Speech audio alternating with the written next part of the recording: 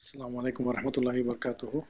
My name is Abdur Rehman, and I have with me Hafiz Tamim here. We both are from Fremont. We we help out at the masjid called Islamic Society of East Bay, which is the Lowry Mosque, and we have been assisting families with the washing and shrouding for many years now.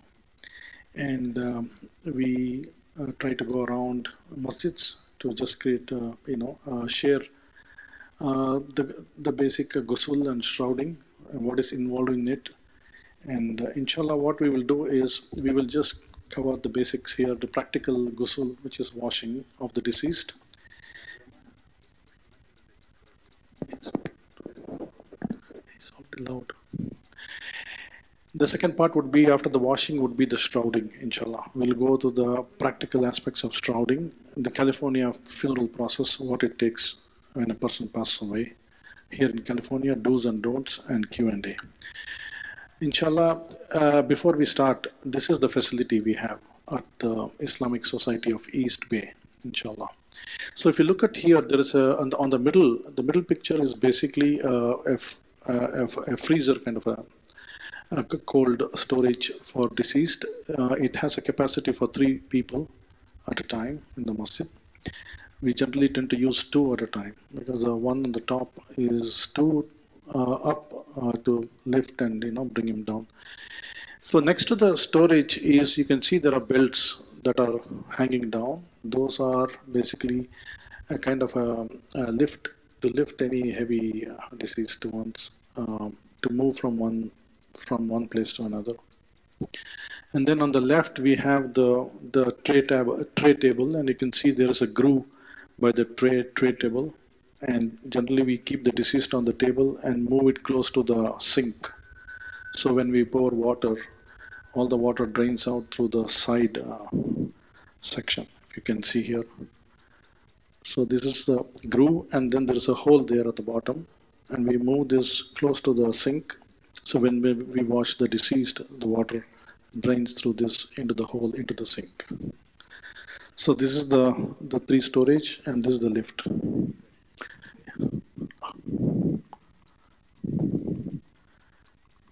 Okay, so this is the basic facility. The facility has ventilation and also drainage for water, and it's a clean place where we have to keep the facility clean. Inshallah, we'll go into the. Oh, before even starting that, I wanted to mention one thing which is very important that I want to share. The cost.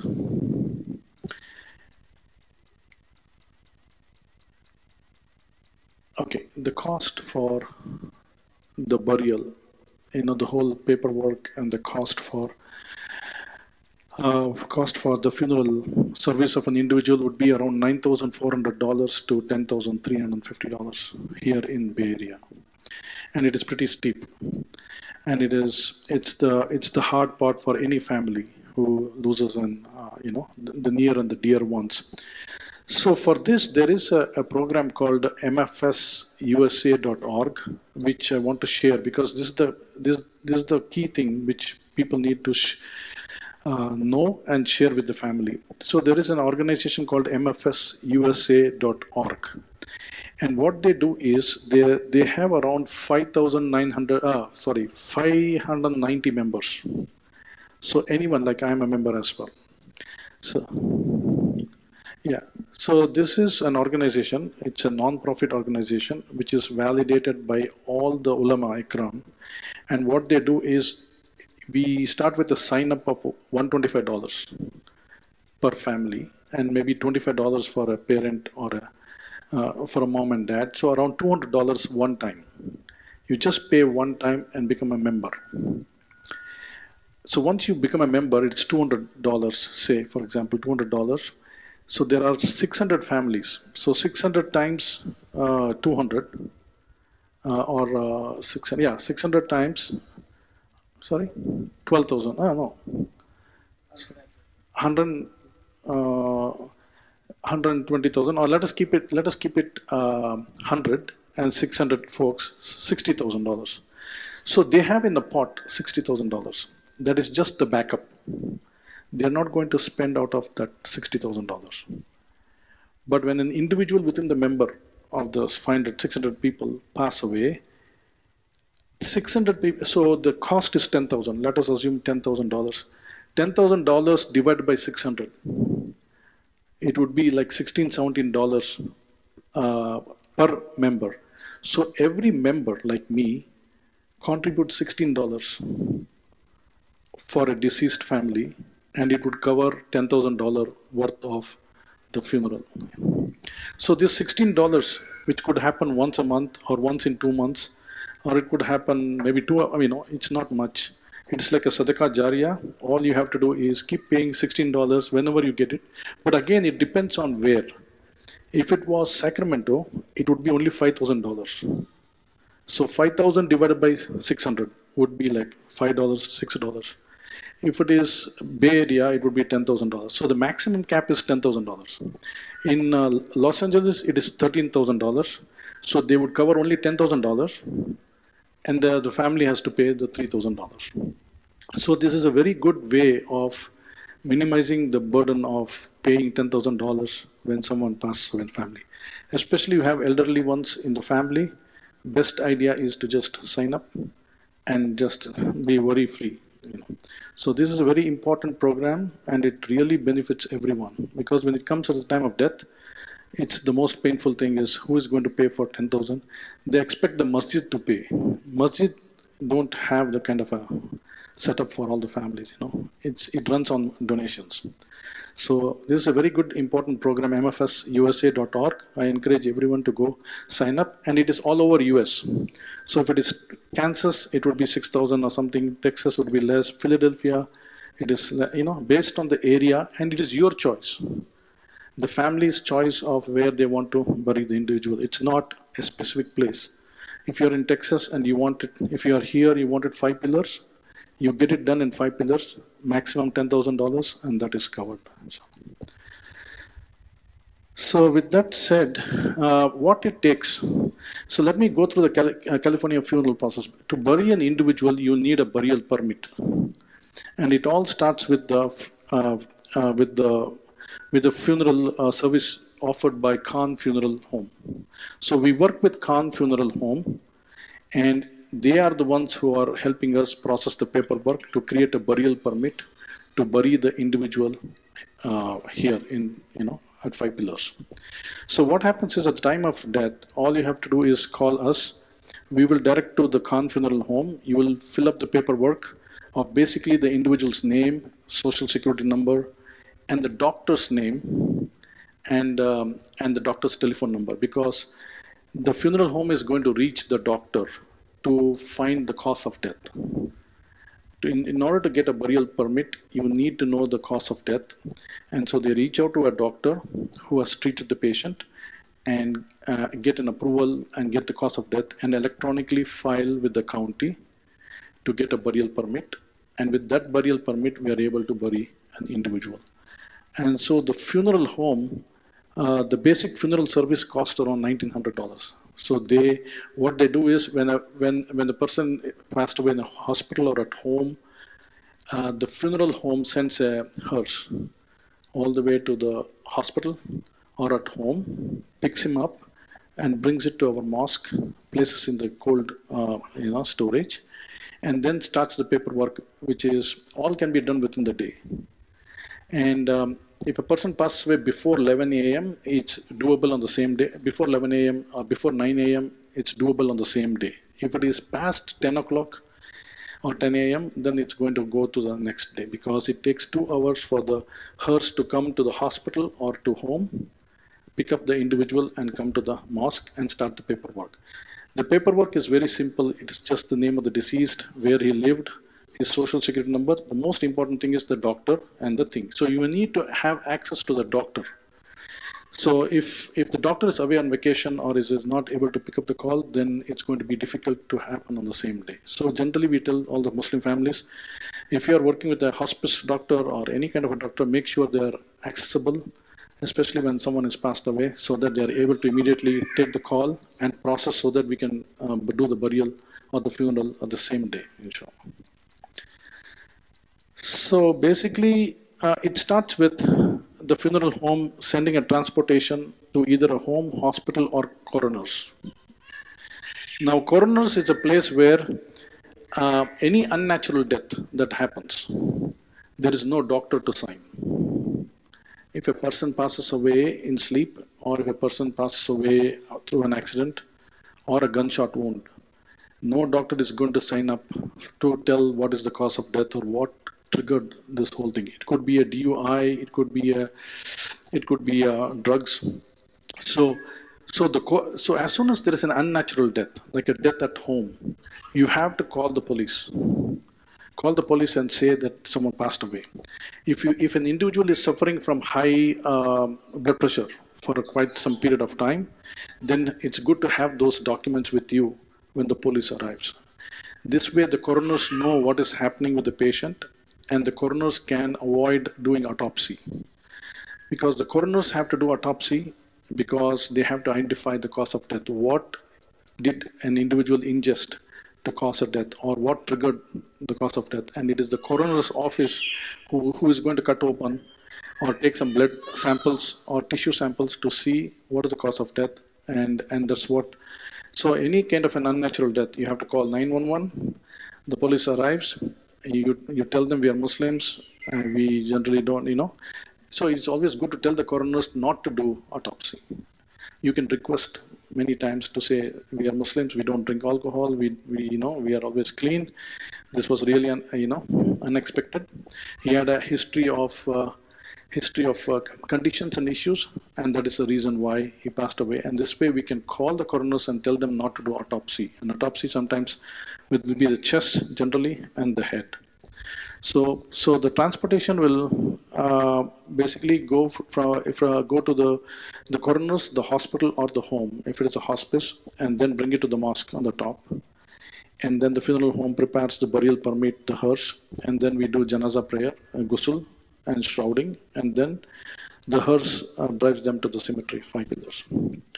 So this is the general process. It takes 30 minutes to fill the form, and the whole things get started. Within 2 hours, the deceased is picked and brought to the masjid. Ghusl, if the time permits, the ghusl is done on the same day. Janaza after Zohar, and then the transport, by the time the burial permit is ready, and then they are transported to the cemetery. So this is the basic process. Any questions at this point?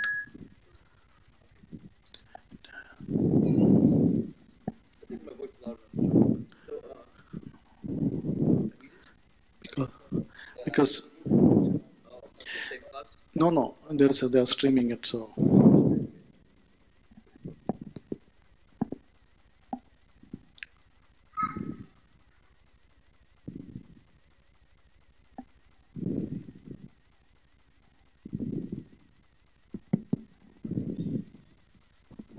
Bismillah. So for the autopsy, if it's a random death, a DUI, car accident, it doesn't matter. It's not legally binding that it's necessary. You could skip it if you want. No, you can't skip it. You cannot skip it. No. Okay, you just tell them we're Muslim, we prefer not. Yes, all we can do is request, and we can give them conviction. It could be even some kind of an thing with someone within the family could have done it. Something, right? It could be a parent who has done something that is cause related to death. It could be it's a crime to not to disclose, but there's no way you can stop it. But any death happens, the first action is to call 911, and 911 is going to call coroners. And it is at that point is when you try to convince the police and the coroners what exactly could have triggered this. Like I said, we have seen a patient who was 50 years old. She was a big lady, and she suffered from a hypertension for many years. So we convinced the coroners not to do autopsy, and because the patient visited the doctor often, even the doctor could vouch, yes, there was a hypertension, it's a victim, and so the coroners did not do the autopsy. So that's the most important thing is anyone, if you have any kind of an information with you regarding the incident, like the doctors or suffering from a precondition, it's good to use that to convince them not to do the autopsy. But, and also the coroner's office, they are flooded with deceased. They don't have place. They don't want to do autopsy. The reason is they are too much stuffed in their storage.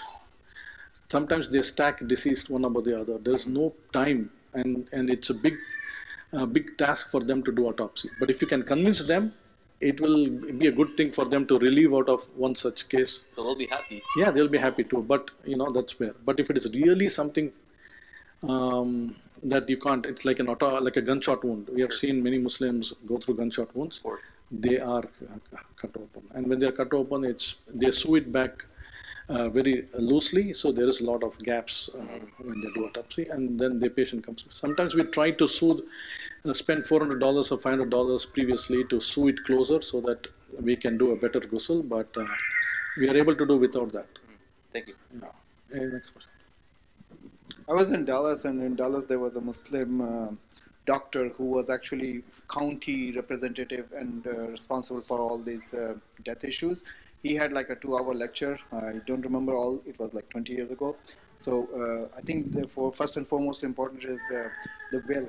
So you can write your will and then ask not to be autopsied.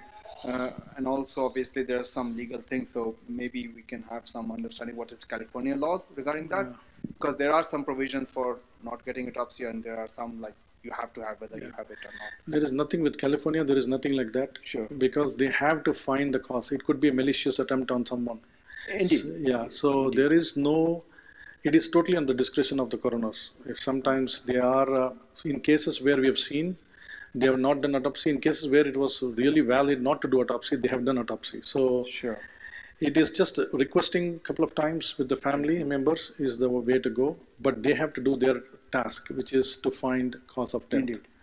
And no personal doctor can vouch, will not vouch usually, even if you're a known friend like Dr. Alim or anyone, Dr. Beg or anyone we know, can you come and sign it up and they won't do it because it's liability for them. Yeah, because they wouldn't know the patient and they won't even vouch because it is unnatural. Yeah. So in California, there is no such kind of a thing. With respect to the property, I mean the will or the trust, that is more about how you want to get yourself done with your ending. In the way you want to do it, you can describe it so the children can follow those. And there is a separate Mufti Saab's bayan where he talks about of the inheritance.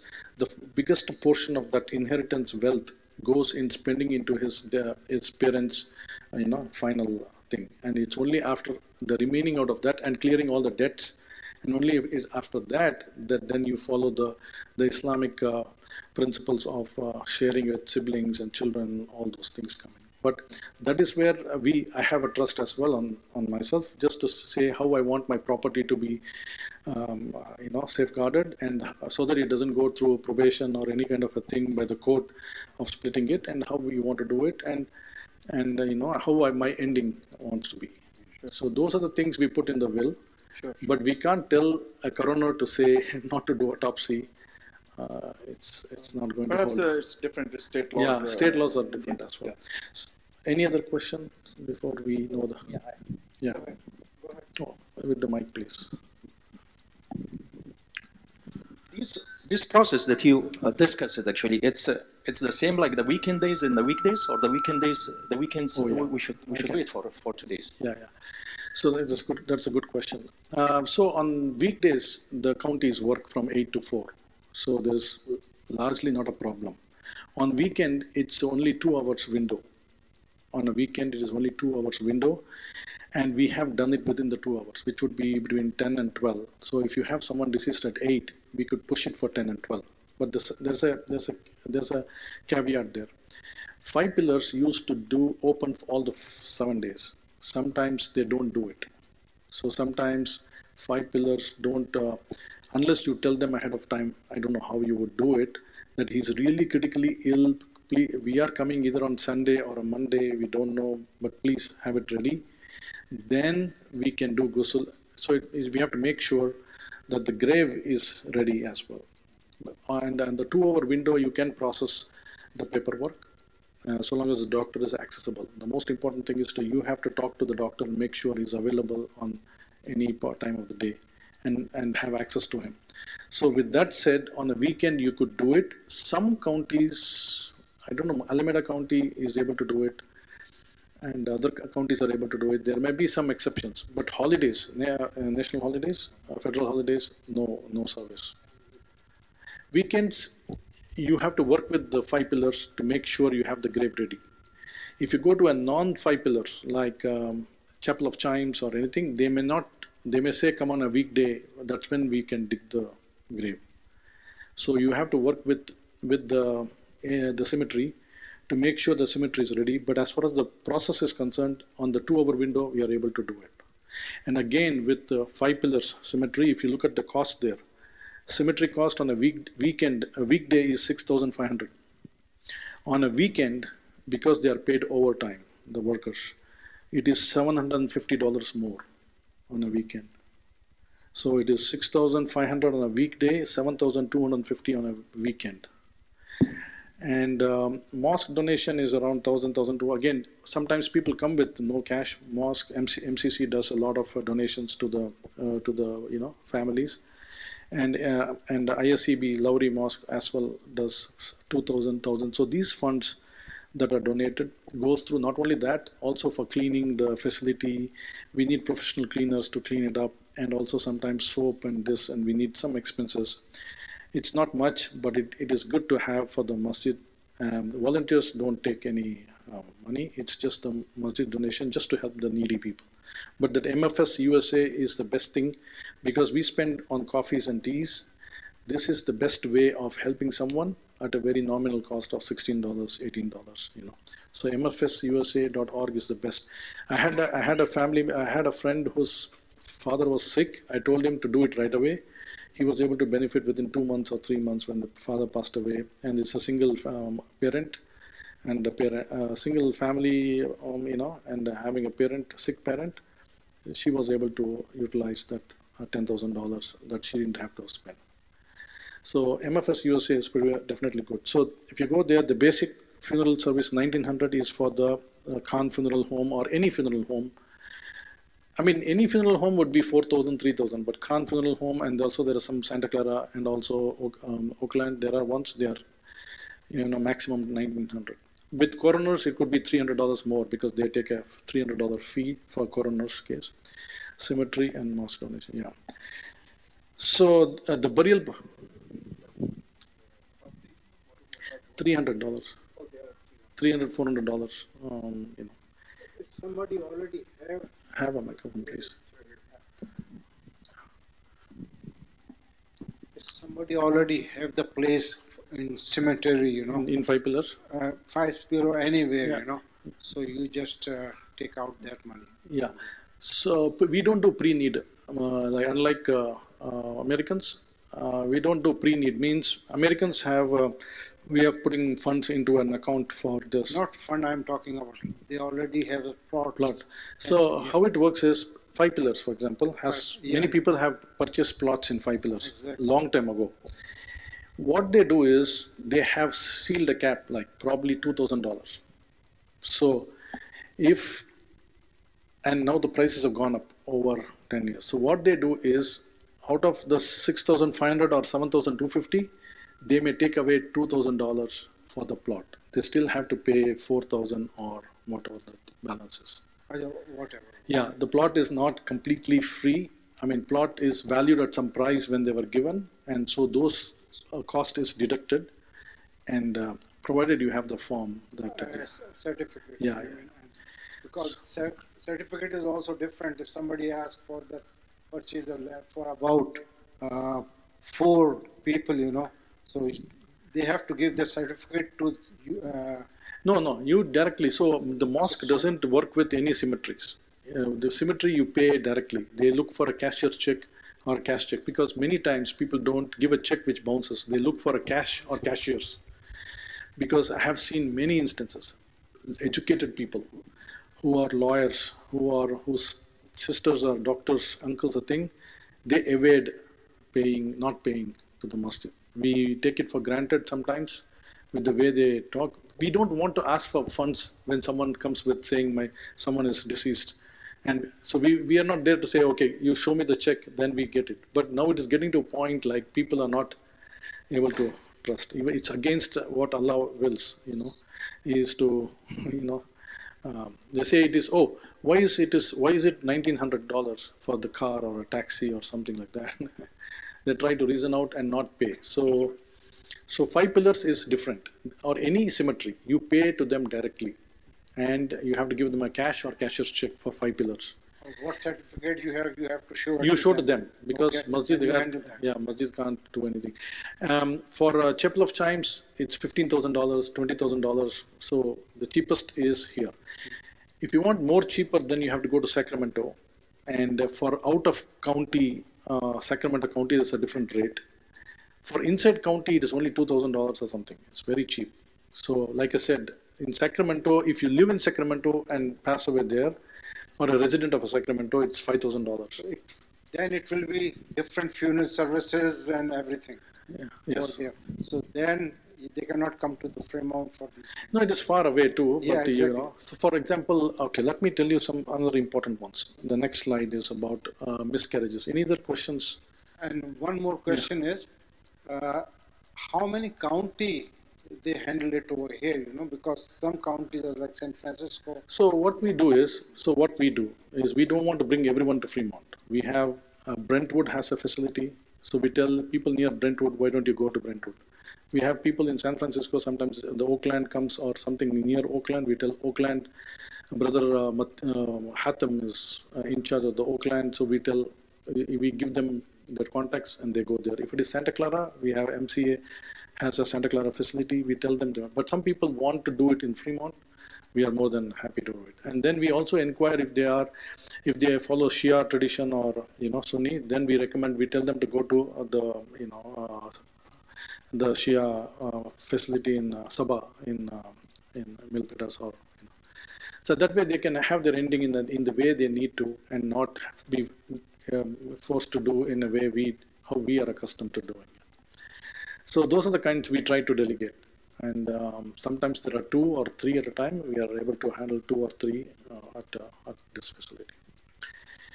Any other questions? So before that, we'll go to the next. Another important thing I want to mention about do's and don'ts, which is important, and then we'll go into the practical aspect. So natural death, so stillbirth. So there are 2 kinds of, stillbirth is basically loss of baby, before or during delivery. Okay. So we need like a burial permit. We need a certificate of fetal death, from the county. So less than 20 weeks is a miscarriage. No burial paperwork, is required. So there is no paperwork. The California doesn't mandate a need for a paperwork. It's just the doctor's certificate or letter is good enough to bury them. 20 weeks and above, you need it. It's a stillbirth and it's an early, late, or term. So for that, you will need a paperwork, and they may charge you $500 or something. But the biggest problem is 5 pillars are no more taking any infants. There is no place at 5 pillars. So for anything over 20 weeks, you will have to go to Sacramento, and it is $3,000. $3,000. And for less than 20 weeks, sometimes people suggest if you have your own home in the backyard, you have a place, you could use that backyard to bury.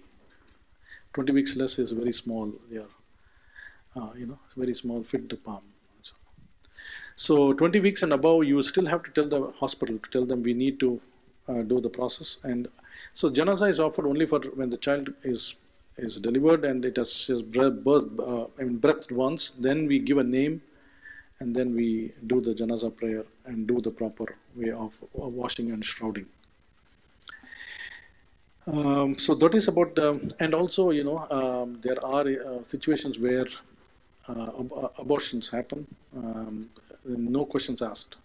It's between doctor and the patient, and every right to dispose them in a way they want without any questions asked in the state of California, not anywhere else. I mean, there are other states, but restrictions. So those are the things and we have seen in families too, in Muslim families too. So unnatural death. So for unnatural death, as I mentioned about call 911, and then the coroners, and we can't bury without a burial permit. So you have natural death. You still need a death certificate and a doctor. Oh, for the stillbirth, you mean? No, for a regular Yeah. person, regular death, Yes. like sleeping or just at home, Old age passed away. or sickness. Old age or even young age, you do need a doctor's certificate Yes. or a Oh, coroner's office certificate that they died of natural death. Something to that effect. yes, right? yes. So what happens is, okay, let me make it clear. So any kind of a natural death due to sickness, due to so natural and unnatural, right? Unnatural is motor accidents or something in the sleep they passed away. They're not expected to pass. For example, old folks. They are sick or something. Yeah, that is comes under natural. Unnatural is anything young, 20-year-old, 40-year-old, anyone which is without any medical condition, passed away at home or through driving car or through an accident, or through a gunshot wound. All are unnatural death. Fire is unnatural death. So for both cases, you need a burial permit to bury. Okay.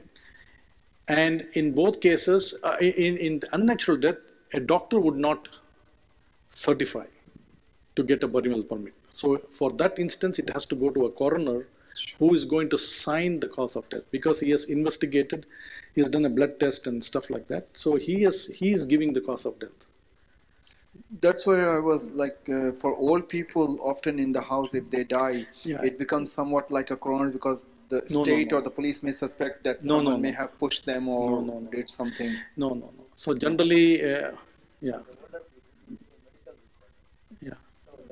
I've had like instances where an old person died and they kept, in England actually, they kept him for a week because the old person was a little disabled and they suspected, someone in the house had Yeah. pushed them or So something. that could possibly happen, where they wouldn't call 911, they wouldn't call coroners, they would just call the funeral home like us, and the funeral home would, okay, it is here is where the catch happens. The funeral home is going to ask in the form, tell me your doctor and the phone number. If an elderly gentleman has not visited, I have seen cases, he has not visited the doctor for 3 years. The children are wealthy people, they have not taken their elderly parents for treatment or any kind of a blood test or any kind of a checkup for 3 years.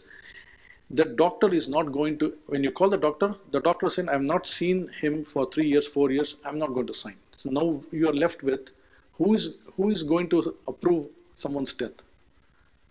Because the county mandates a doctor to say cause of death, not merely heart attack. It needs to be an underlying condition that caused heart attack, or it has to be a coroner's investigation that gives a reason. So without a doctor signing, he is not going anywhere, and the cemetery will not bury without a burial permit. They can't do it. It is. So clearly the point is where the doctor signs, and if doctor is not willing to sign, and you can find someone who is willing to take risk and sign, and that's going to go. It's not going to stop. And we have seen sometimes people who are really no family friends and doctors, they are willing to sign up, and they know the genuine case and they do it. No doctors are going to go out of way to risk their profession and get into a lawsuit and not practice. So they are careful. We have seen doctors signing because they know the individual from close and they know what they're. So that's the main thing. Any other questions? So that's natural and unnatural death.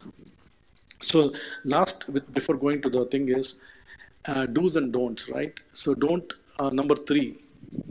Oh yeah, number 2 is where always keep your medical records updated for any elderly people. It's good. So there's no that kind of a gray area where the doctor is going to sign, or it has to go to coroner. So always elderly people, repeated 3 months check, 6 months check, having a report with the doctor is always good. So that's important, because if you don't, then it gets into thing. And don't leave the parents alone. We have seen cases where parents have passed away in that home for 3 days and no one is there, and no one knows what's happened. So that also can get very difficult to do washing and shrouding, especially when it is really delayed. Students and Uber drivers are better to, we advise them to carry any kind of a document, say we are Muslim, in case of death. We have seen Uber drivers dying at 2 a.m., 3 a.m., heart attack in the car, and then it goes to UCSF and someone calls us, looks like he's a Muslim, we name, do you want to take care? So it's good to keep it updated. So those are some of those things. And then some people, I have put my name in the will that I want to bury my parent in Pakistan, India. So this is finally the call of the family. Our Mufti Sahib says the best place is to locally bury the deceased, but no one is going to stop. We're going to just recommend, but then family says my dad is there, my mom is there. So what it requires is embalming. Generally, embalming is basically to transport a deceased from here to any place. You have to take out the fluids from the body. It's just like it's a simple procedure where they take out all the fluids and fill with formaldehydes. Formaldehydes delay the decaying of the deceased. That way they give a little more time for them to transport. So embalming is literally taking all the fluid out and replacing with formaldehyde, which is cancerous as well as, it's not good. And then they are put into airtight containers, and then based on, you could talk to the airlines and find a good cargo price for the individual. If it is off season, you can find at a really good price. If it is season, then it can go up to $15,000 to transport a deceased to India, Pakistan, Bangladesh. Yeah, 10, 15,000, even if it is a December, November, where it's a traffic. If it is an off season, you work it out. All you have to do is, the expensive part is the transportation. So you can work with any carriers, airline carriers, to find a good price and work with the funeral home, and they will make sure that airtight container is sent. That's only, yeah. It's not recommended. Yeah. So that's all I think I have. Yeah. Oh. So what if somebody is visiting and he doesn't have any doctor history here? Yeah. What happens in that case? Yeah, I mean, generally they carry an insurance, kind of a travel insurance. They carry a travel insurance. I mean, it's you have to work it out with the with the individual's doctors. You will have to find out, or you can go to the the Hayward and other county hospitals, right? You will have to call 911. Ambulance comes in, takes it, and then it goes through that channel. And if they say it goes through an emergency, it depends on when he passes away, right? If it is at home, then you have to call 911 and coroners have to take it. Anyway, they have to do what they have to do, Documentation, illegal or no, it comes next to it, but you could still say, because Social Security is important, you still have to provide, the key thing is also this, the name of the individual that you give should match with the Social Security, otherwise it will delay. People have 4 words in their names, like, Khan, Abdul, Ghaffur, or whatever it is, So you have to make sure the first name, the last name, and the middle is all proper with the Social Security, because they are going to run through the records, and if they can't find it, it's going to come back, and it's not going to go through. So the other important thing, apart from the doctors and the phone, is the Social Security and the name. But in case of anyone that is, they won't have Social Security. I think there are ways with just showing the visa, or even with, passport or anything. But even if they don't have it, people still have to, So we haven't seen that kind of a situation where it is hard, but it shouldn't stop the county and will not stop doing it. Like how the hospitals don't stop taking patients, the coroners and the county will not stop, they will take in. It'll be handled by coroners probably. Good question. So, yeah. What's the timeline? If someone does have to go to the coroner, how long does that usually take? It could take 10 days, it could take 2 days, 2 days to 10 days, and sometimes And they're more. in the freezer the whole time. Yeah, they are in the freezer for time because there's so much in the line. They can't just prioritize one with the other. But sometimes, especially Oakland is the most busiest. So what happens is, we Washington, we just wait when the funeral home is going to contact the coroner's release, when are they going to release, and when the release happens, then we do. All right. The next thing I want to mention a bit about, this is the Kafan. I think, let's see, one more thing, and then we can go into practical aspect. Okay, so this is the 5 pillars, right? The 5 pillars, the cost, why is it 6,500? It used to be 3,500. So basically, they have an outliner here. So every grave has a concrete outliner. So there is a mud at the bottom. I think it's because of earthquake or some reason they mandate an outliner.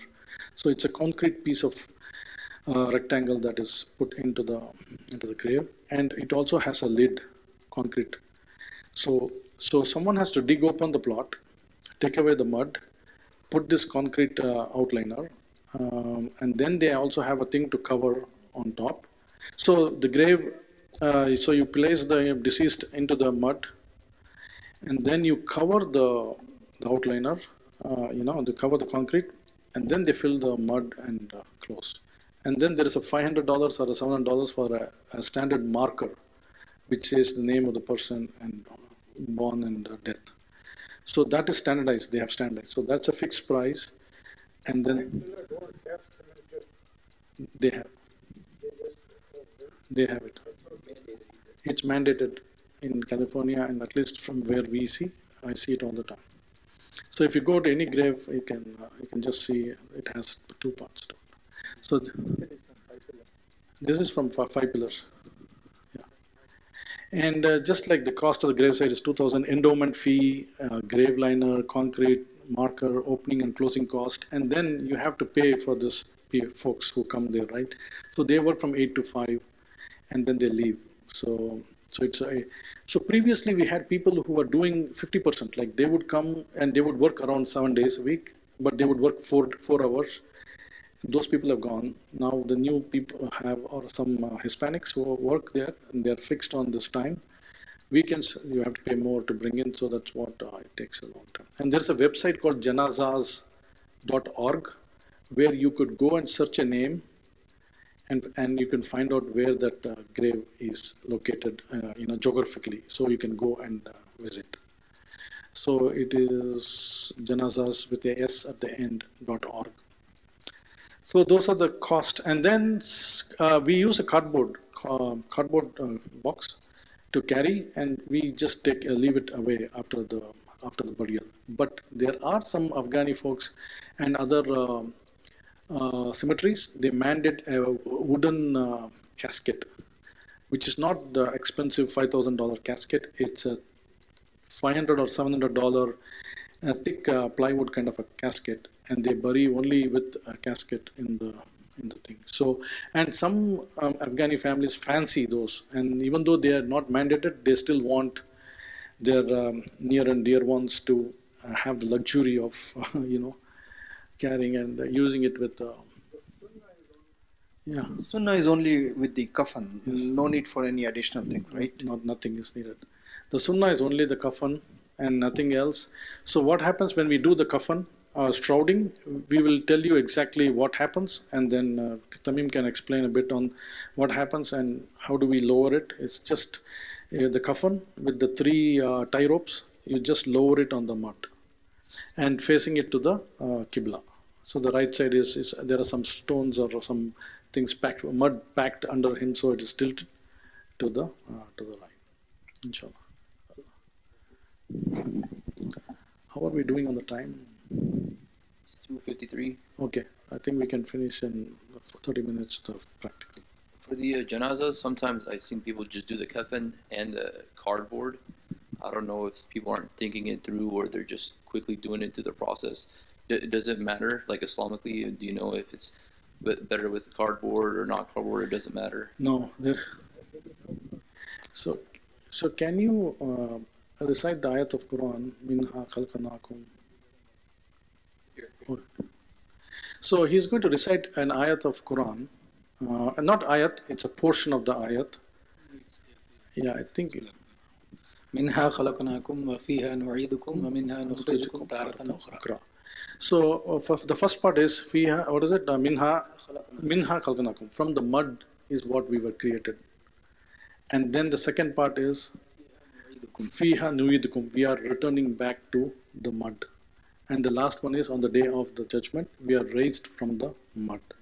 So that's the part of the ayat. This is just a portion of the ayat of the Quran. And this is what we do when we put 3 fists of mud onto the deceased by saying, you were created from mud, you are going back to the mud, and then you are raised from the mud. So with that, there is no casket concept. There is nothing. We were made, when we are made, with nothing, and we return back nothing. And that's where the kafan is used, and we will talk about the kafan when we go back. I think. But one thing need to be clear: we don't just pour mud on the body. That is Islamically not allowed. Even in Arab countries, Medina, if you've seen Baki Surah, Jannat Baki, they dig a hole first, like rectangle like that, and they make a room in like this, and then place like place the body in that room, and then they close that area with some wood or something, so the body is always protected. It's not like mud. It has air around it. Yeah. Okay, can you pass on the mic? What they do, at least in Riyadh, which is the capital, they dig a hole just like what you have seen here in the picture, and then they have a little side offset for the body. So that's like a cylindrical shape, and then they just place the body sideways, and then they put little slabs, just as you mentioned, just to cover it, and then the whole thing is filled with. And that's how. So what they do is actually one's like bodies lies on top of each other. So it's not like one body in one place. It's actually multiple bodies could be in one place. They just dig it sideways. So, and obviously there's like a fit of mud between the two bodies, but that's how they do it in Riyadh. Yeah. So I think with that, and then all the Christians do different ways. Caskets, they pay $5,000, fancy ones. Some people also cremate.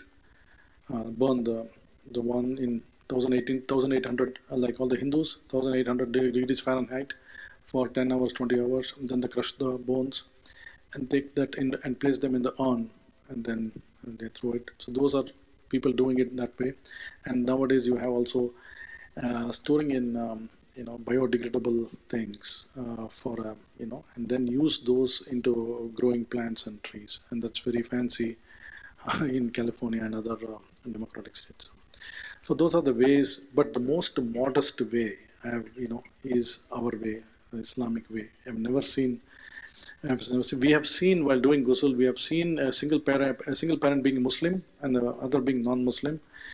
They watch and see, and they get really inspired by how with dignity we do washing and shrouding, and they really understand that, which is totally against in Christians. They do a funeral service and they have a memorial service. The funeral service, they put they put makeups and dresses and fancy them so that they can be viewed in a fanciful way.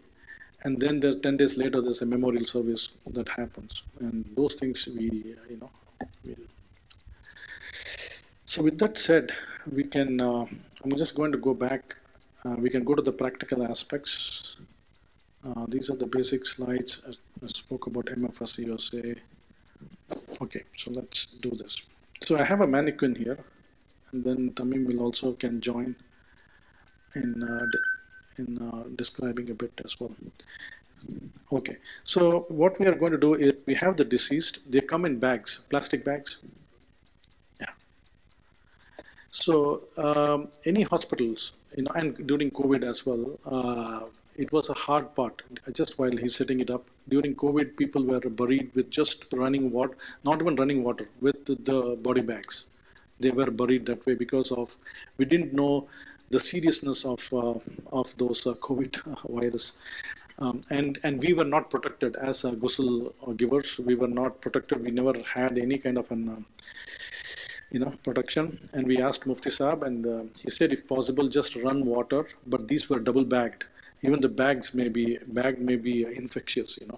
And also there are when the doctors release the deceased, sometimes they come with a certificate if they are really contagious. So we have to also check with the funeral home if the person is really contagious. So when we are interacting with the washing and shrouding, we have to be careful. So those instances, we reach out to doctors. We reach out to local doctors that we have in our Fremont, which is Dr. Alim, Dr. Beg, and we ask them, is it okay? What are the precautions we have to take? And then we do the washing and the shrouding. So most of the time when the disease comes and it's in the cold storage, they're all bagged heavily, double, triple, and diapers. Oh, other important thing is they come with all kinds of feeding tubes and stuff like that. So we recommend families, like you work with the the nurses in the hospital, make sure all the things with the help of the nurses that you take that out, because they are the experts. They know sometimes the tubes go way into the stomach. They won't come out of you can't just yank it out or pull it out. It is stuck in their tracheas and stuff like that. So those are the things. Sometimes they come with, you will not believe, there are scissors, 20, 30 scissors. It looks like they've not done a job. They have done some surgery, and they have something happened, and they let go without even taking out those scissors that are used to separate the whatever the surgery. And then you're seeing this deceased with 20 scissors with something. So it's always good to work with the hospital staff to make sure that it's all taken care in a nice way. And there are some bayans from scholars how to, when the time comes, how to handle before someone passes away, like having a clean room facing to Qibla if possible, or turning, the face could be facing the Qibla or the right side of the Qibla, clean room, no pictures, so the angels can come, trying to recite Surah Kalma and Surah Yasin, and telling them not to worry about who will take care and not take care, talking about their debts if there is any, and the children can. And then you can see the signs of a person dying is the temples shrink, the nose shrink. You can see they breathe a little faster. And then when the time of the ruh is taken out, you can see that they're following the ruh, and the eyes are going upwards, and so those are the things you can see. But there are certain things you can check with your scholars what to do and how to ease someone's before the time of death. So this is a point where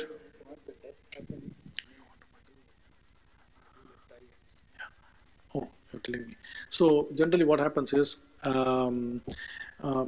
soon as the person passes away, they go into a state of what do you call rigor mortis sets in.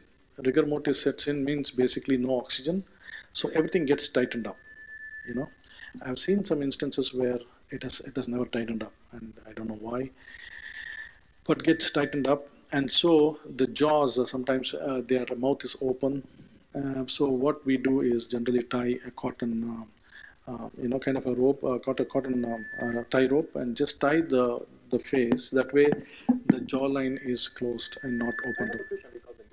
If the person has dentures, how about the dentures? Should we remove it? Yeah, I mean, so when they're alive, or when they are in the bed, it's good to, any kind of a thing is good to remove. Like sometimes they may be wearing some rings or some chains.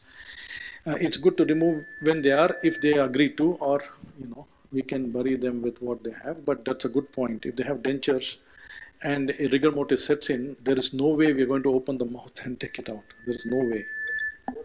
Yeah. But So, if we cannot, it's better to remove it. yeah, it's better to remove it. Yeah. Force if it is without hurting the person who is dying, because sometimes they might not want to remove it, right? So just leave it. So because that is not the time to force about a simple matter. You know what I'm saying? But if it is easy to do it without hurting the person coming out easily, then do it. Otherwise, don't do it. Like rings and stuff easily will come out. But again, rings, if they are tight and it's swelling, and yeah, it's very hard. Even the tubes sometimes, they whatever surgery, whatever they did in emergency thing, some of the tubes we don't take out. We bury them with the tubes because if you take out the tube, all the liquids will come out. Yeah. So, yeah. Yeah, the second mic is not working. Okay. It's not working. This is not working.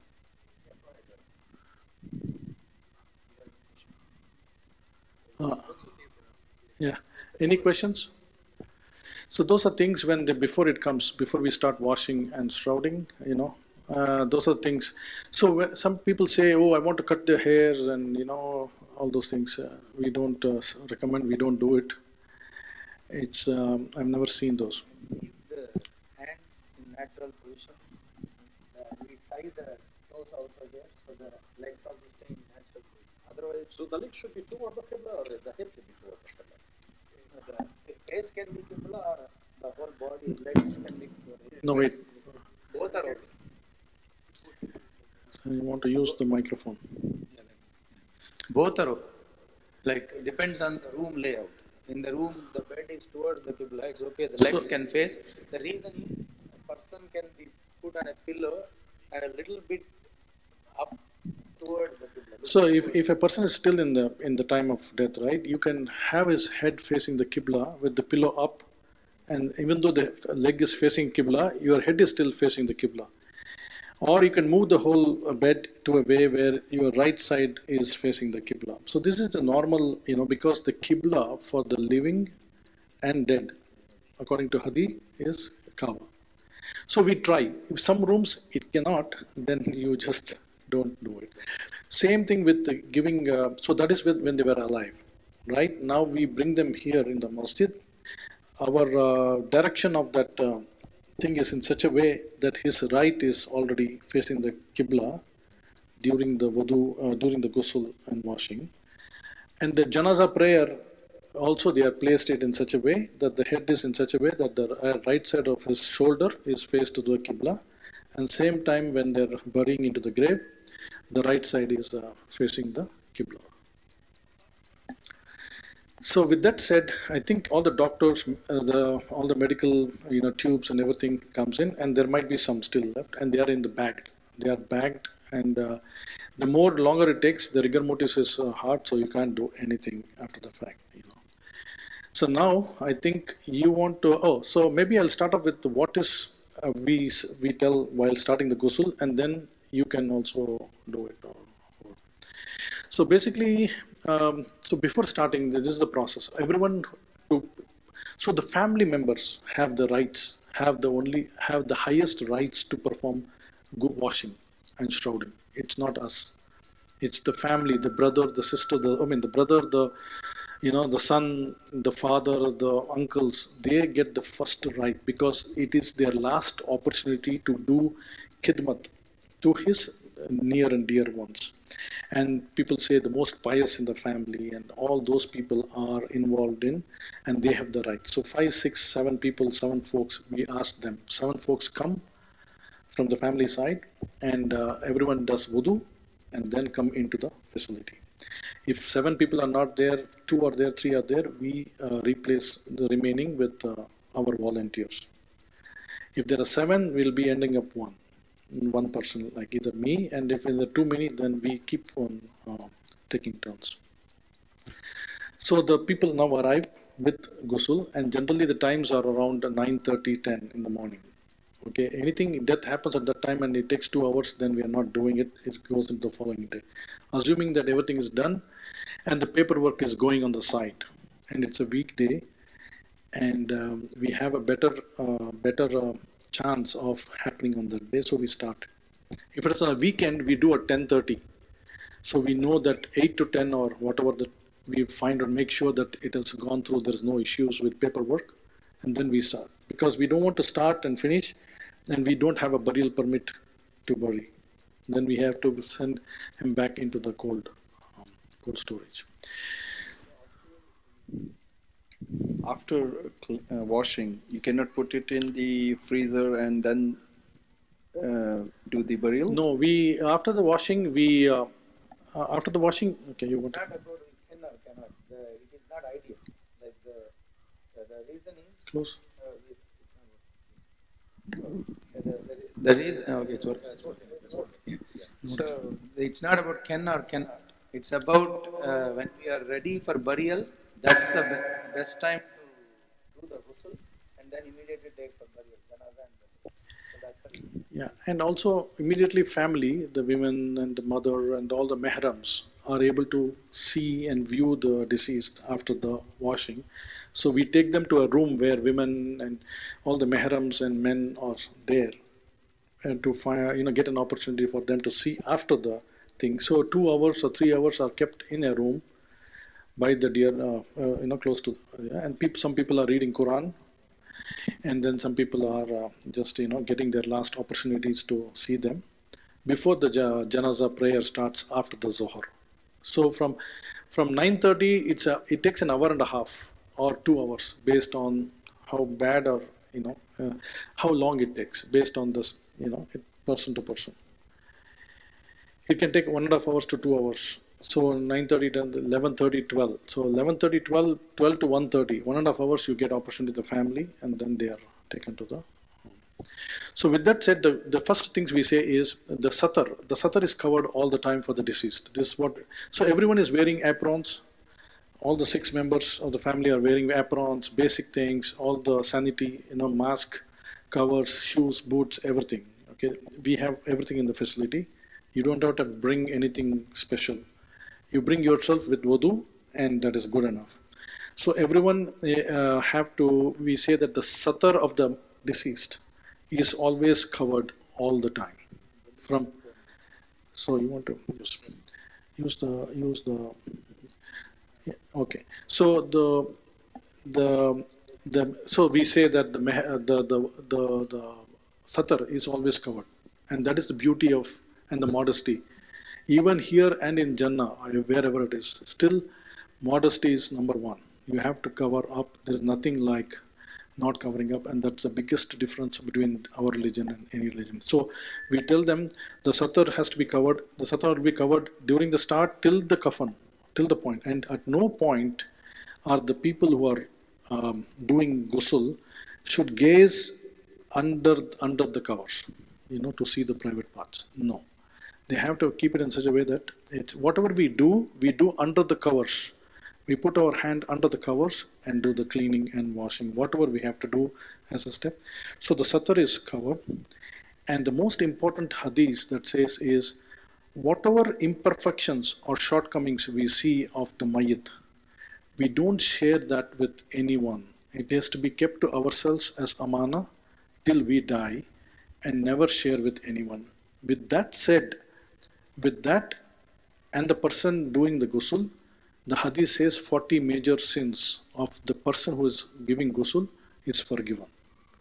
So coming and participating, for example, if you have friends, and their family members are not enough, then you can volunteer, and we are open. We welcome everyone and get that sawab or reward of 40 major sins being forgiven, so long as we keep the any good things you can share. He was a pious man, he did this. It's a good thing for us to learn and become better.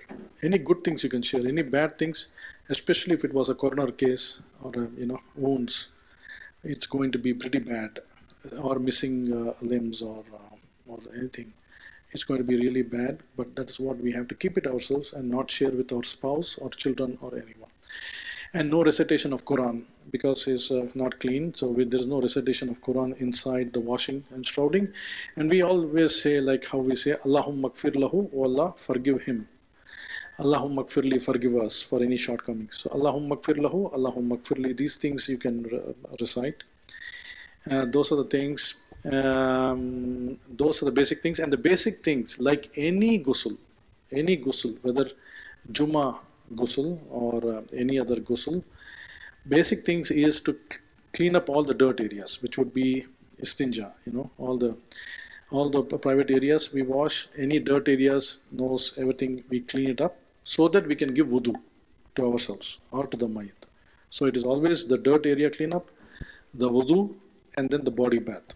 So this is what we should also do when we go for Jummah. Any kind of a ghusl we give is just basically like how before wudu we clean up all the dirt in the on the our attires. So we clean up like a blood or anything. We clean up. So we clean up so we can give wudu and then body bath. Okay, and always right and then left. That is sunnah. So you do everything right, like how we wear our clothes right, wear our slippers right, go out, all right. Except when you step out of the masjid and there are instances where you have to use left. But always right and then left. Wearing shoes, right, left. It's a very beautiful thing. Even eating with the right, sharing with the right, giving with the right. So right and then left. So that's all I said. So with that said, we will start the ghusl, washing. Ghusl is washing. Yeah, ghusl is washing. So we use two turkey towels, one horizontal and one vertical, and the satar would be from belly button a little bit above to below the knees. This will be covered. So what we are going to do is undo the clothings.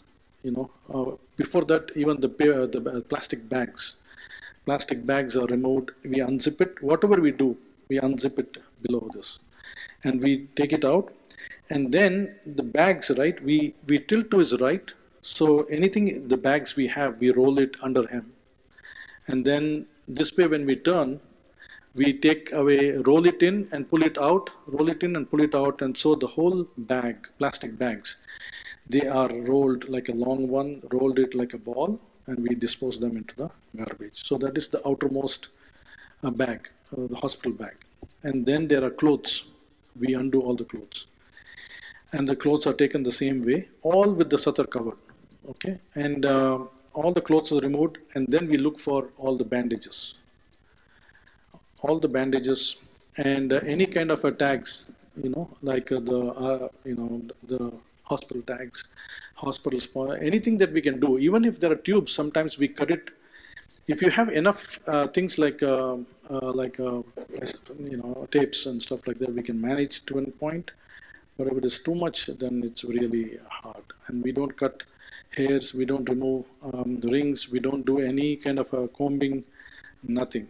So just undone completely, and then all the diapers are taken out, and all the sticks and all the band-aids are taken out. Whatever is you saw a lot of bed sores happen, right? So bed sores are there for so long that they have that thing sticked.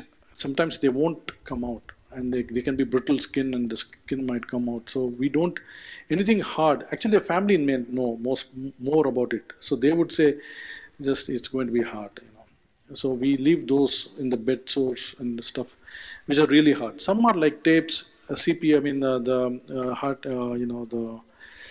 All those kind of tapes. We can take it out, and so with that we will start the ghusl. So you have a question? Yeah, for the undressing, do you actually cut the clothes or actually take it out like proper? You would do it by because it's difficult because the bones are stiff and the body is. Like generally, body comes from the body comes from the hospital, right? They have a hospital gown. So on the hands, it is easy that the buttons we can just unbutton it. But some places it's not easy to take out. So we just use scissors to cut the thing off and just throw it. Yeah. So we just cut it off. We have scissors and we just cut it off. And sometimes there are buttons. Sometimes they are easy to come out. Sometimes you might even have few people just lift a little bit and then you just pull it down. Diapers or things, we just garbage it out. So now he is totally undressed with the satar still covered, which is the most important part. And with that said, we start the washing. So what we do is generally myself is we wet the individual just by running. Just run some water into the private area. If there is any apparent dirt on the body, it first comes out. We have a rough idea what we are dealing with. This is not part of the sunnah of ghusl, we just practical aspect. We just pour some water so we see something coming out and we know what we are dealing with. Because we are not supposed to see it. Right? So Yeah. Maybe we can use that microphone. And when there's a question, then we could. For the question, I can run back. Yeah. Yeah. So especially the people. When you put down, it works. Okay. You want to repeat a bit quickly and. Yeah. Before we start the proper sunnah ghusl, first we pour some water under the towel, like towards the private area. If there is any feces or anything that we cannot see, once we run some water, we start seeing some traces of it, then we know that what we are dealing with. So we prepare the person who is going to clean the private area. Okay, you need to do this. There is no set process for general process for everybody. According to the body, we deal with it. Right? So what I do also, like he says, not only just that, I just wet the whole shoulders and everything. So he's in a state ready to go, and not just some areas, but it's just we have not started the process yet. The first thing what we are going to do is we're going to lift him a bit like this, two people, 45 degrees, and the son, or if it is a father, or the closest to one to the family, is the one standing on that side. And he would press the abdomen 3 times just to make sure any kind of residual stuff in his thing, it comes out of his private area. So that this is a masnoon step. Some people in, also, just gentle press.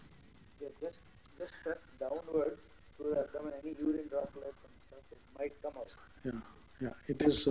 Most of the time, the family, especially with Islam and Muslims, they take care of the parents so well that most of the time. But then there are many instances where at hospital or things, people can't have family members take care of the, it's be diapers and stuff like that. So we just make sure, especially if they're really sick, right? There's nothing in their stomach. They're all on IVs and stuff. So, but there are many instances where things do come out. So we just start with pressing the abdomen 3 times. At this point, we don't have anything on the individual. We have nothing, no clothes, nothing. It's just the 2 sidrs.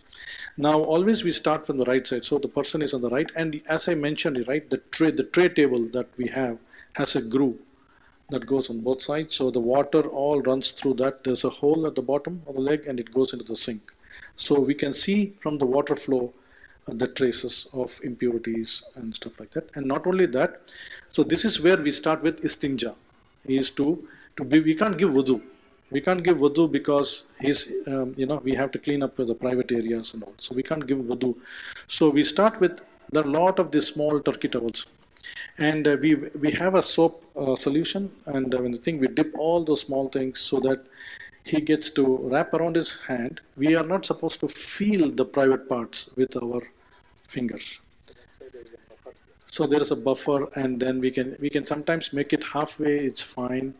And then from that side, he's standing on this side. It is always from, it's always on the right side.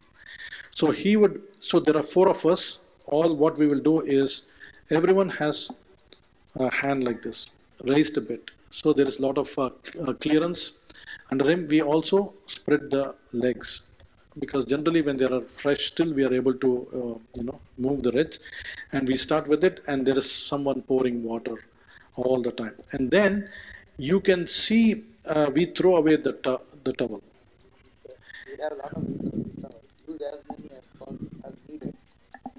And keep throwing the dirty ones, because sometimes you will see dirt when you are especially cleaning the backside. Throw it, use another one. Throw it, use another one. And it is clean, yes. So we do this. Why we are throwing it is we don't have a facility to reuse, and it is unhygienic, and we are not even hotels. I mean, hotel is better. This is all, it could be, like I said, infections and stuff like that. So we throw away. All these, everything related to the body are thrown. Unless Actually, the right way of disposing all these things is to incinerate, like into the fire. But nowadays there is a lax in those things, so it goes into regular garbage, which is not appropriate. But we used to do that much better before. With nowadays, it's so we started off with pressing the abdomen, and then we started with the cleaning of the private part. So from that side, he does it many times, running water many times. We have kept this one. Our eyes are not focused on that, and then we are running water, and to a point where we can see the water is clear and the cloth is better. Then we also do the so this includes groin areas. We don't want to deal with private parts again and again. So while cleaning the private parts itself, we do around groin area also. So we don't have to later, when we do the full body bath, we don't have to put the soap again and stuff. It's done. So all the difficult areas on the top, we cover it by making sure that the all of the areas, the difficult areas, are clean. Now this is just the top part, right? Now we have to go to the back side of the private part. So what we do, it is always from the right again. So you turn. There are two brothers here turning, and this cloth is long on sideways. So we pull more cloth to it so that this cloth goes and hangs and covers the private area. Again, modesty is number one. Two of them is holding like this, like 6 people, 2 of holding it, and the main person, the son or the father or whatever it is, he is using his hand, and we also lift the leg so that you get enough clearance, and there is someone pouring water, and then they are cleaning the back side. So back side of the private part. And then we throw away the small clothes, we throw it away, and then we keep on doing it till that side is clean. Once the private part is clean, we also do the lower back, the lower and the buttock area and all, so that it is a difficult area. It could be because of sores and things. It's good to clean that area now. We are there. So we do that on that side, and then we move the person, the son or the father or the brother, comes in, and we do the same thing on the other side. We lift the leg, so the same person does. Or if they are brothers, they can share. They want to do the khidmat or to their near and dear ones. If they are not willing to do or not there, we will do it. We don't have a. So they should left hand or right hand? Right. Left hand. Okay, so for cleaning left hand,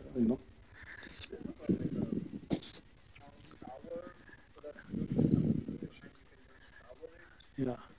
So, the facility, that's a good question. In our facility, we do have one, but they are, when I use them, they are like so high pressured that it's like Too hot, or too cold and too hot kind of a thing. We have that facility, but it is not very comfortable like our head shower, right? We don't have those hand showers like lead showers, but we could. Yeah, we should maybe able to do that, but we don't have that. That'll be good to have. That's good to have because there's constant water going while we are cleaning, which is also good. But that is replaced with, we have that, and we also do a lot of mugs and stuff like that. We just keep on pouring. But we don't want to overuse water too much. We are just enough for cleaning. So at this point, we have done, so can anyone say what we started with? We started with pressing the abdomen so that it, and then we did with the istinja. So the most important, okay? And at this point, the gloves are replaced because the next one is wudu. Yeah, so before giving wudu, right, the person who did istinja, we just make sure his hands are clean now. So we ask him to remove the gloves and replace with the fresh. So we have done with the istinja. Right now we are going to give wudu. Yeah. So what is it? So always wudu again, like how we give wudu, right? We start off with water on our palms, right? The key thing with the ghusl is the faraid of wudu, which is basically the face, the right hand till the masa one time, and the right leg. But some people come with all this. We just say we can start with just the sunnah part of, which is just washing the palm. So there is the family members are washing the hand and also doing kilal of the fingers. between the fingers. You are doing kilal and washing it, just the hand. Right always first, and then the left, kilal. And then once that is done, then we start with the face. Now face, okay, before, when we completed istinja, right? I, at the same time, have other family members clean his nostrils, any kind of steroid leftovers or any kind of medicine that is left over on the face, mouth, is to clean up that as well before starting the wudu. Because we want everything to be clean for wudu. So what we do is we take a cotton ball, we wet it a bit, roll it like a pencil and put it in the nose and just roll it and take away all the dirt from the nose on both nostrils, mouth. And we don't do kulli or kulli like how we do kulli into like putting water into the mouth. We don't do it. Only there is an exception where in the Janabat state it was mentioned that we have to do it. But what we do is we still use cotton and wipe the mouth, lips basically, because now the rigor mortis is set mostly and it's all tight. So we just do it. Some people try to find teeth and they do. So family members are more than happy. If they want to find them more clean, they're welcome to do more. But we don't pour water into the mouth because we don't want water to go into the body through mouth or things. So now the face is clean and the istinja is done. We do the wudu.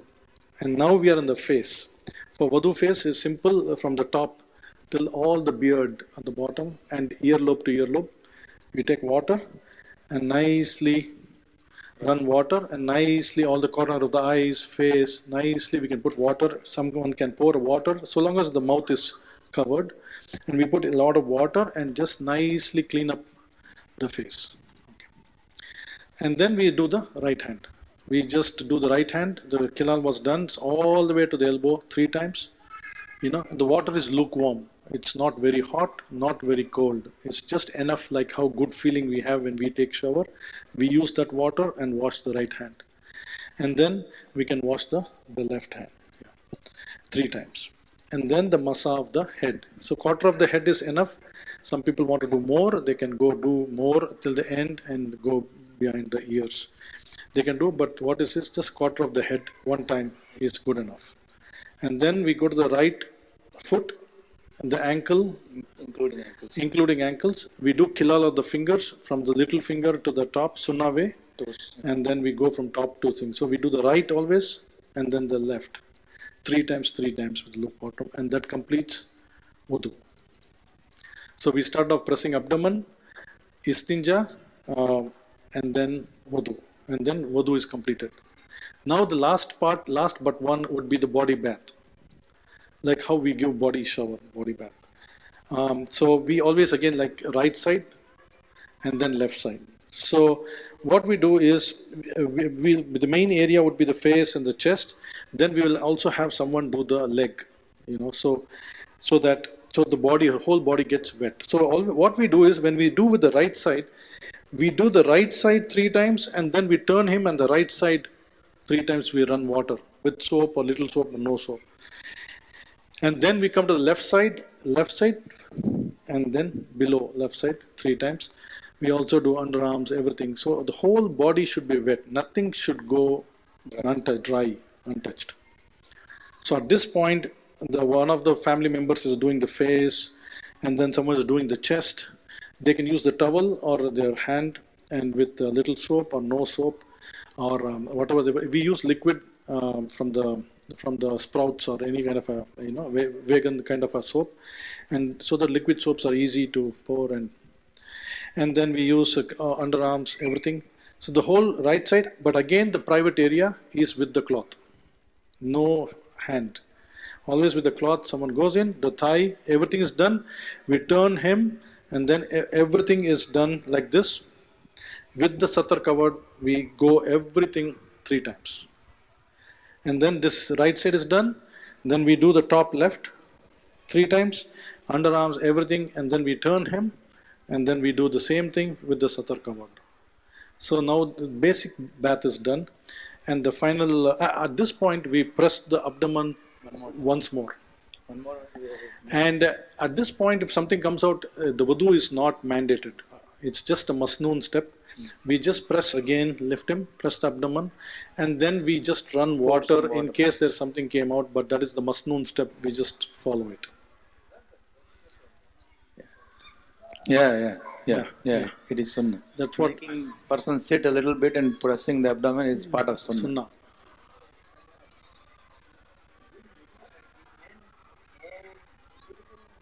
It's not wudu. You don't need to. The second time when we press the abdomen, we don't need to repeat anything. Even if something comes out, all we need to do is pour water. The first time is an important one. Yeah. Full body bath. No. The way ghusl even we do for ourselves, not for the deceased. For ourselves also, first we clean the dirty private parts or wherever the dirt is there. First clean the dirt, then wudu, then That's how, ghusl. if you see from India and all, some people are trained to clean the private parts and So that is the sunnah way. Like we have, this is the sequence. Sunnah sequence is to do clean the dirt, make wudu, then full body bath. Okay, and so that completes with washing, and we press the abdomen once more time without any. We just run water. The last step is we use fragrance into the water, like bay leaves or something. Here we use camphor. Kafur. So we powder the kafur and add it to the water, and we run it 3 times. At this point, any more family members that are there, they can also come. This is the final step before drying up. And then the karpur. So anyone who don't know what karpur is or camphor is, okay. So we'll just pass it. Give it to me. So you know, right? Just pass it on. It's just it's a naphthalene kind of a structure where it takes away all bad odors and keeps the body with some kind of a fragrance that is. Keeps it fresh and takes all the bad things away. It's especially used in toiletries and other places where you take away strong odors and then you just put. So we just no, nothing like that. It is the same thing that's used in Vicks vapor and all this. It's used in Vicks vapor and stuff like that, but yeah. So this is the last step where we did it, and now we are taking towels and drying up with the satr covered. So we changed during the istinja, if this one gets dirty, we replace. If it is clean, we keep it. And then now it's wet all, we take out with the new fresh towels, and we clean up everything right, always starting with the right and left and the tables. We dry everything, and so now he's dry. And the washing is complete. Washing is complete. So this is washing. And now coming the shrouding part. So at this point, people kiss the forehead of the mayyit, and there are. So now we will talk about kafan. So it is recommended to carry kafan with you, not the place of the cemetery. So wherever you are, it is good to carry kafan. Yeah, it's good to carry kafan with you, and some people put zamzam into it, and they keep. I have one for myself, just so I just have it, so it can be used when I pass away. So if you see, this is the chadar. So let us hold it on one side. So you see, it is like a big blanket. And it is unstitched piece of cloth. So you can also make this yourself from a fabric store. If you see, it's a big, this chadar. Chadar is the outermost. The outermost is laid. And before that, what we do is, there are 3 tie ropes. There is this tie ropes to tie the mayyit. There is one for the midsection, one for the head, and one for the leg. So we keep this in the box. So there are different ways we can do it. Ultimately, this is the order. So then we take the biggest piece of cloth, whichever way it is, we just place it on the table or on the box. We just put it in the box. We place it. So So this is the biggest piece. And the next one is, these are unstitched, you see. No stitches. And then this one is lungi.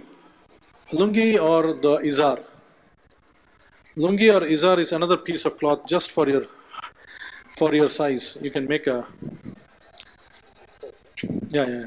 So you can do like this. So you can, which way you want to? This side? So, yeah, this is the bottom portion. Yeah, we placed the head here, right? So, okay. Yeah. Because that is where the head was. So now you can't change it. So this one is, if you see kameez is like a shirt. Very simple. What we have done here is, you see here, it's just a rectangular piece of cloth, and we slit it here so that you have a back and then you have a front. It's like putting on our head, you know. Yeah, it's like a hospital gown or a tobe. One side should be always longer. I mean, this is how it is. It doesn't matter. It can be even, but it looks like it's been cut. There is some lady who does this and who is in the sister side does this and brings it to us. Anyone can. There's a measurement available. You can pick it up and do it. Top is the portion where we see, right? Bottom is not. So you see how. So the head. Did it longer, and the front with more area is covered. So if you see now the head is on this side, right? So we place it here, and the top one can go out for now because that's the body is not there, right? So this one stays out. That's it for men. Women, there are 5 pieces of cloths, and they are done very loosely. For men, we are doing it tightly. Okay. So now the washed, dried mayat with the satar covered. At no point satar is removed, and that's the beauty. This towel is still on. There is no clothes, nothing. Okay. At this point, Imam Sahib or the family can also put itar onto the kafan, onto him, on the sacred places. So at this point, the thing is still there. Okay. Now almost we are finishing up. At this point, there are 7 or 8. You want to say? This towel is after drying. Yeah, it is a dry towel. Yeah, dry towel. Do you have the mic? Yeah. 7 bones. Behind you? Or? Behind you? Yellow one. So there are 7, in the hadith it comes as 7 bones. It's 8 places basically. The nose and the forehead is considered 1 bone. So that's why the Prophet ﷺ used the word number 7. The one we are making sajda actually. Yeah, exactly. Yeah, so these are the 7 areas when you do sujood, prostration in front of Allah Ta'ala, the areas that touch the ground are the areas we are talking about. Yeah, so the forehead and the nose and the 2 palms, 2 knees and the toe tips. These 7 or 8, whatever you consider, they are sacred places. So those places we anoint. In English it's called anoint, right? Like apply. Apply some perfume or the same. So we take little bit camphor also, it is also perfumed, right? Little water, so the family members touch it and apply to the forehead, apply to the nose tip, apply to the right palm and left palm, right knee, left knee and right. So always right and left. So these are very, sacred in the sense he spent his life prostrating in front of Allah Ta'ala. So those are the places we just perfume. Masnoon steps. The Prophet Sahaba used to do that. Toes. Yeah. Toe tips. Toe tips, like, sometimes it depends on how like when you're doing sujood. So it is the bottom where you're doing, right? So, but we generally let them do little more, spread it around. It doesn't have to be. Yeah. So almost that is done. Now we are going to, at this point, right, we also going to cover this head, right? So we need to put the head through the hole. We just bring it very easy, or we can just split it more with more hole. And now the top part is covered. Now the towel below it, which was covering the satar, can be removed. At this point, very gently, we just take it out, and now we have 3 pieces of cloth with, with nothing on it. At this point, we are just wrapping. The wrapping technique is very simple. Again, you see the left side, his left, right, it goes first under him and it goes like a bedsheet tuck from the left, because the right can come, his right can come on top. So you see how the right came in, and then we tuck it under him. We just lift him and just tuck it. That's it. So the izar is done, the kameez is done beautifully. Now we have the chadar. Now same thing with the chadar, the left, the hand is on the side. You see, we are not going to do the face yet. So we can leave it, you can go all the way and then tuck it under him. Yeah, this is basically my attire, which is 6 feet, 3 inches. So we put that, and we still have the face uncovered. And then we do the right side, which goes, and it goes under him. Yeah, we go under this. So you have the face left, so that this is for the mehram to view the deceased before janaza prayer. At this point, the excess of the clothes and all, we just tuck it in and tie rope. Tie rope is, we just put shoelace. One is tight, so it won't come out easily. Second one is like shoelace. Shoelace, single or double. Like this. So in the cover we have to untie this. Right? So see, like this, just It's like a bed in the middle. it's like in the middle of the thing. And then in this small, then we put a simple thing, because this one you yank it out. At this point, we are done with, Do you want to? Why we don't tie for the head is for the weaving of the face for the relatives. So just until the namaz time, the salah time, we keep it open so the relatives can come see and pray and all those things. When the salah time comes, then we tie it same way, left first and right on top, and tie on the top Then of the head. you tie it on the top of his head, not on his face or neck. Just do it Like this. on the top. After that, there was no opening. So during the namaz janaza, the face will be covered by Yes. Before Yeah, the namaz janaza, we should Yeah. cover it ideally. Sometimes Yeah. when we don't cover it, okay, the box cover, right? That is there. Yeah. Sometimes what happens, some family says the gathering is so much, all want to see. So after the janaza, they will go around and see, and then we tie it. But while doing janaza prayer, right, the cover of the box is covered. So you read the janaza prayer. I've seen in Karachi and other places where there's big. Some places they do allow viewing, like people go and turns in line and just see and do it. Some people can do it. Some people say no. It's generally the reason why we are supposed to do is somebody came from a long distance and they came just after janaza is finished before the burial. Yeah. So it's not their mistake. They tried, but they could not reach on time. And then to some just give an family opportunity- friends who know them Yeah. well come only during janaza prayer. They also They get an again, it's a opportunity to family see. preference. You want to talk about Ruh and a bit? But this guys will be taking off at the burial, right? Yes. So Yeah, when we put into the qabr the body, then we just untie like this. That's it. We don't take out the tie. Same. All three we just untie like this. So the key thing, right, is the hadith. There are 2 hadiths. Before even that, right, every person who goes into the grave, right, the Munkar and Nakir comes and asks 3 questions. This is the most important thing we need to remember. Mar Rabbuka.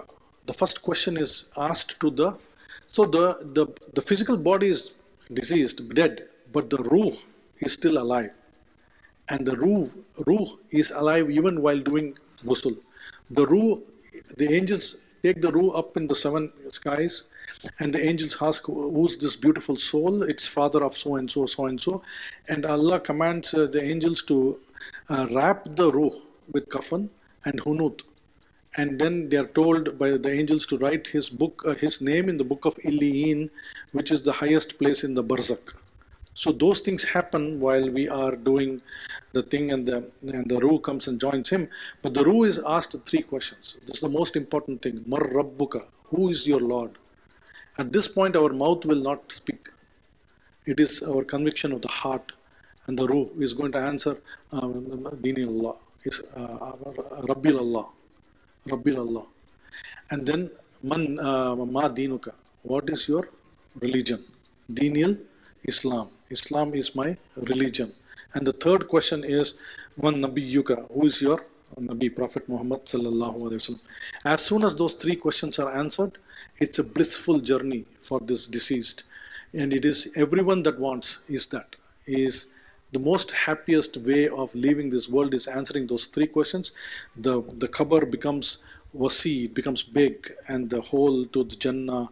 They show the hole to the Jahannam to say how bad it is, but eventually the door to the Jannah is opened and the fragrance come in, and it's a blissful thing because our ultimate goal is to see Allah Ta'ala.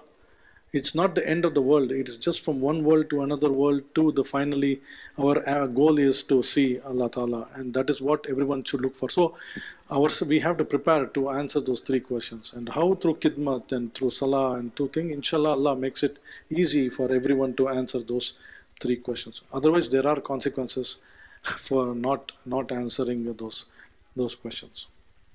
So that is it. And then Allah, we make dua, Allah forgive him, place him in Jannatul Firdaus, into the highest ranks in Jannah, where the arsh of Allah is above the Jannah, where you can hear the hamd of Allah.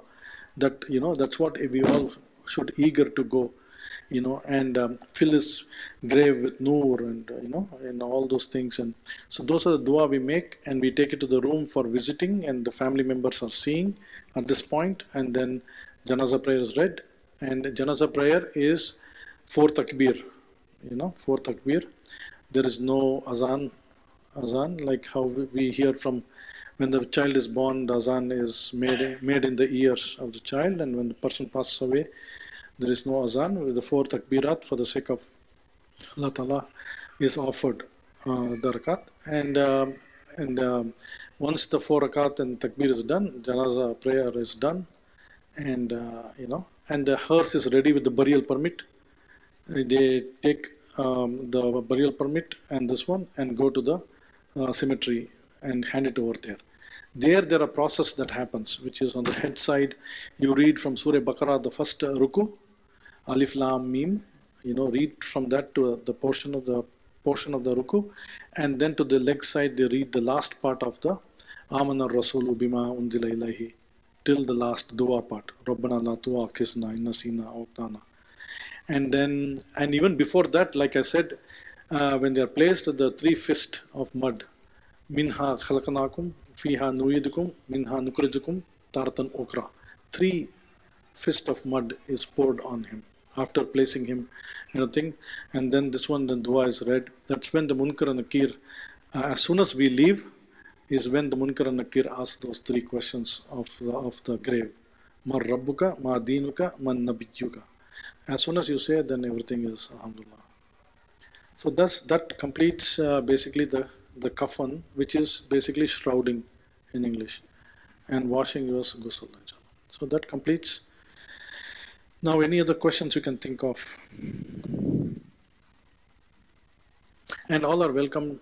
Anyone know family members, you just work it out with the family members, and you're welcome to come and visit and do Ghusl. Inshallah, and it's a noble thing. So that's all it is. For women, it is, and for men, it is tightly done. For women, it's loosely done, and it's a little different there, the number of clothings.